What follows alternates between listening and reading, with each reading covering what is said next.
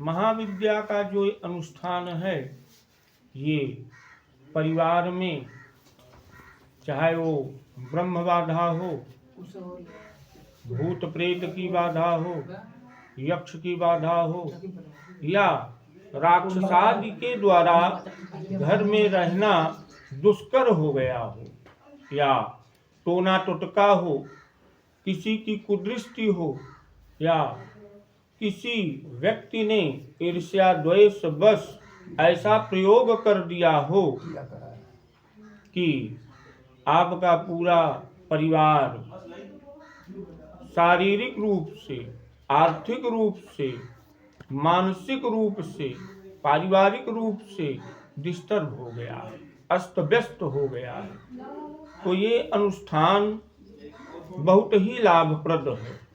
इस अनुष्ठान के द्वारा शिक्षा, बल बुद्धि, पद प्रतिष्ठा, नौकरी, यश कीर्ति की प्राप्ति होती है। और इसकी 3 आवृत्ति अगर कर लिया जाए तो कहते नहीं अपने यहाँ एक देसी भाषा में कि घर को बंधवा लीजिए, तो घर का बंधन हो जाता है। अर्थात कोई भी व्यक्ति चाह करके या अनचाहे में या कोई प्रयोग आदि करके, प्रयोगात्मक विधा से आपके यहाँ कोई नकारात्मक ऊर्जा को किसी तांत्रिक या मांत्रिक ब्राह्मण ओझा सोखा के द्वारा घर में प्रविष्ट नहीं कर सकता है। यह अत्यंत महत्वपूर्ण और उपयोगी पूजन है। इसको सभी गृहपतियों को चाहिए कि अगर ईश्वर धन धान्य दिया है तो सभी को इस पाठ से, पूजन यजन अर्चना से घर को प्रतिबंधित कर लेना चाहिए, घर को बांध लेना चाहिए। इसका पाठ जिस स्थान पे हो जाता है, इसकी हवन जिस स्थान पे हो जाती है, वह स्थान निगेटिव ऊर्जा, जिसको नकारात्मक ऊर्जा कहा जाता है, उसके लिए वो स्थान अदृश्य हो जाता है, दिखता नहीं है। फिर उसको वो चाह करके भी आपके घर में प्रविष्ट नहीं हो सकती है।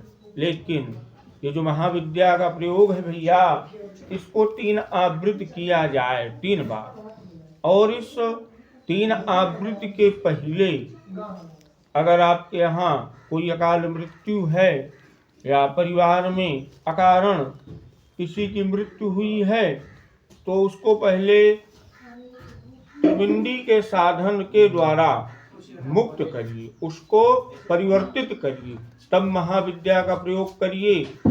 निसंदेह आपके जीवन में, आपके परिवार में एक परिवर्तन हो जाएगा और आप कहेंगे कि किसी ने कोई उपाय को बतलाया है। और इस पूजन को निशीथ काल में किया जाए भैया तो अधिक लाभ होता है। और जैसी आपकी समस्या हो, जिस प्रकार से आपके यहाँ परेशानी हो, अपने आचार्य पुरोहित से समझ करके इसका, चूंकि जो प्रयोग है प्रयोगात्मक विधा वो कई प्रकार से है, तो जैसे व्यथा हो, जैसे परेशानी हो, उसी प्रकार से इस पाठ को, अनुष्ठान को, हवन को किया जाता है। तो चलिए सबसे पहले जो रुद्रयामल तंत्र से, ये चूंकि तंत्र है, तंत्र से महाविद्या जी का कवच लिया गया है, उसका हम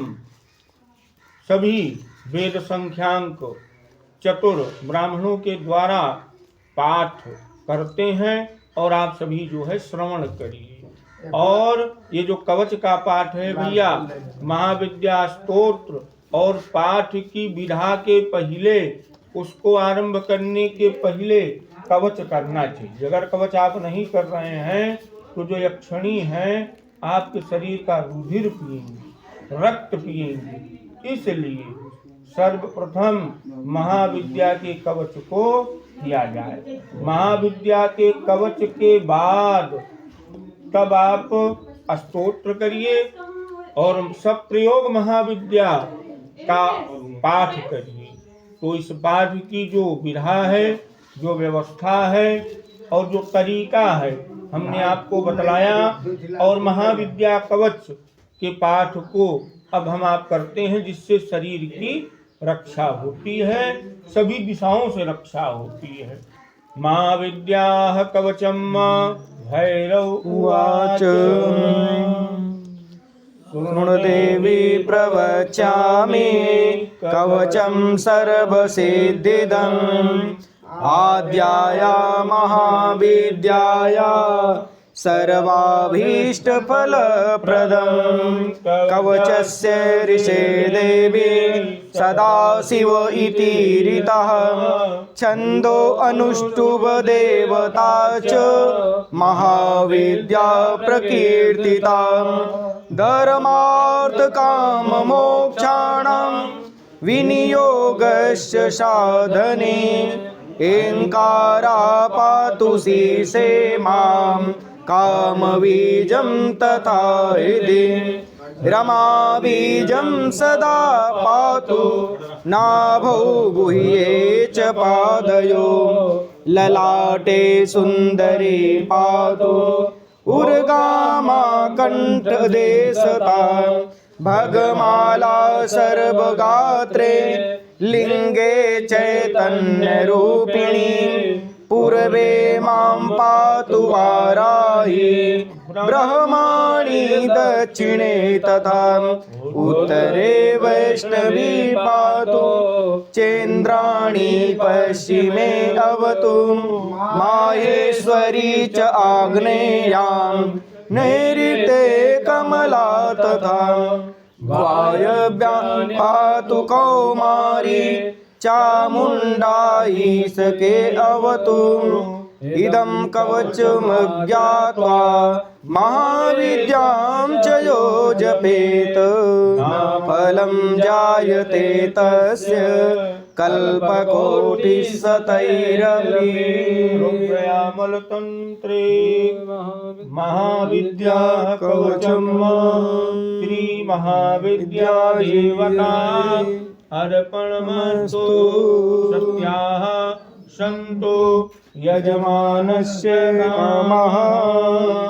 जैसे आप किसी के लिए पाठ कर रहे हैं, तो चूंकि हम लोग तो आपके लिए पाठ कर रहे हैं, इनके परिवार के लिए पाठ किया जा रहा है, तो सत्याः सन्तु यजमानस्य कामः, कि जो इनकी कामना है उसकी पूर्ति हो।